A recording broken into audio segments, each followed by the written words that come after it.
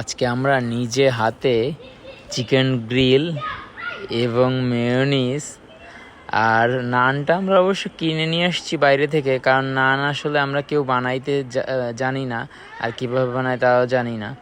আর হচ্ছে কোক।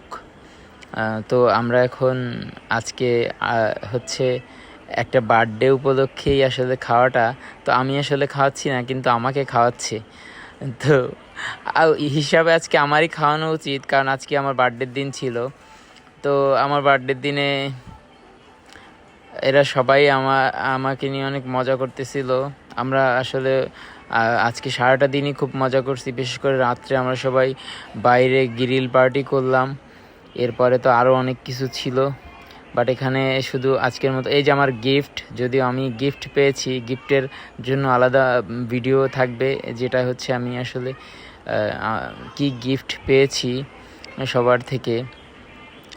তো গিফট পেতে তো সবারই ভালো লাগে, আমার কাছেও ভালো লাগছে গিফটটা পেয়ে, আর খাবারটাও ভালো।